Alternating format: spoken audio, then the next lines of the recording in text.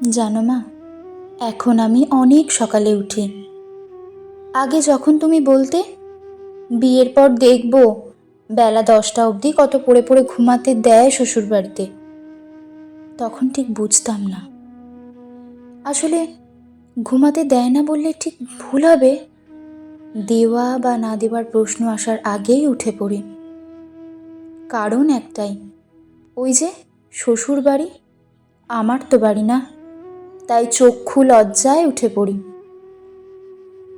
হ্যাঁ, ভালো শ্বশুরবাড়ি, রান্না না করলে হয়তো কিছু বলবে না ঠিকই, কিন্তু বলা বা না বলার প্রশ্ন আসার আগেই নিজে এগিয়ে যাই। কারণ একটাই, শ্বশুর বাড়ি, আমার বাড়ি তো নয়। মনে হয় কিছু না করে শুধু শুধু বসে বসে খাবো। হুম, ভাবতেই পারি না। কিন্তু 2 মাস আগে অবধি তুমি রান্না করে খাওয়াতে, তখন তো মনে হয়নি এসব। তুমি নেহাত অসুস্থ হয়ে পড়লে তবে রান্নাঘরে পা দিতাম, তাছাড়া না। মাঝে মাঝে তুমি বিকেলবেলা বলতে, 1 কাপ চা করে দেওয়ারও কেউ নেই। এখন আমি প্রায় রোজই বিকেলে চা করি। খুব ইচ্ছে করে যদি তোমাকেও গিয়ে 1 কাপ দিয়ে আসতে পারতাম। কত কাজ নিজে পারলেও তোমাকে জ্বালিয়ে খেয়েছি।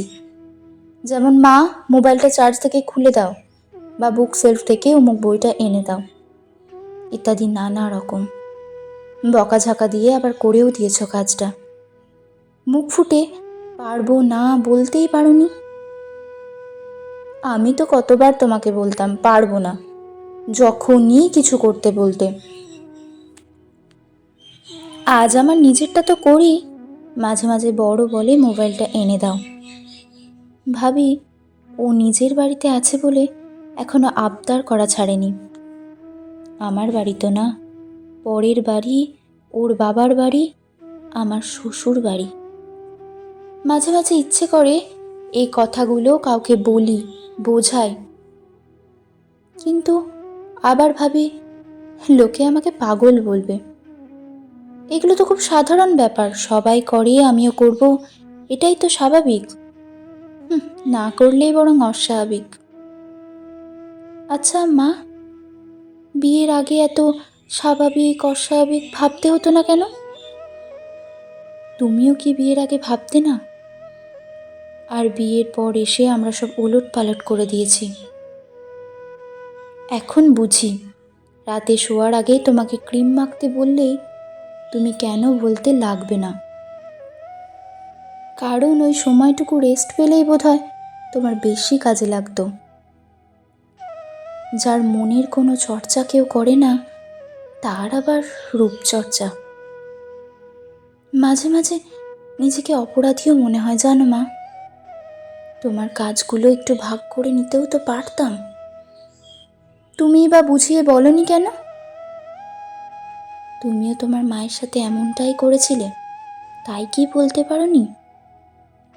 আমিও হয়তো ভবিষ্যতে আমার সন্তানদের বলে বোঝাতে পারবো না, তবে তারাও একদিন বুঝবে, যেমন এখন আমি বুঝছি। তবে আমি ভালো আছি মা, তুমি চিন্তা করো না। বুঝিয়ে নিয়েছি নিজেকে। বিয়ের পর মেয়েদের কি কি করতে হয় আর কি কি করতে নেই। তবে কি কি করতে নেই সেই লিস্টটাই বড়। নিজেদের ইচ্ছে মতো ড্রেস পরতে নেই, সবার আগে খেয়ে নিতে নেই, তাতে যত ভালো লাগার জিনিসই হোক।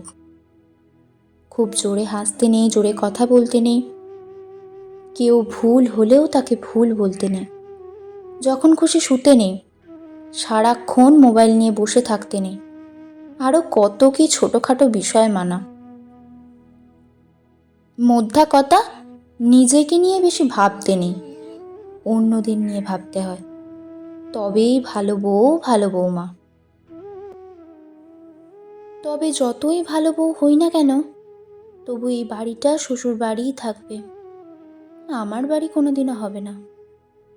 আর ওটা তো এখন আমার বাপের বাড়ি, কথায় কথায় লোকে বলে। তবে আমার বাড়ি কোনটা মা? তোমার বাড়ি বা কোনটা? তুমি ভালো থেকো মা। পরের জন্মে আবার আমার মা হয়ে এসো। পরের জন্মে প্রথম থেকেই তোমার কষ্টগুলোকে ভাগ করে নেব। ইতি, তোমার মেয়ে, যে তোমার মাতৃত্বের সুখ ছাড়া আর কোনো সুখই হয়তো দিতে পারেনি।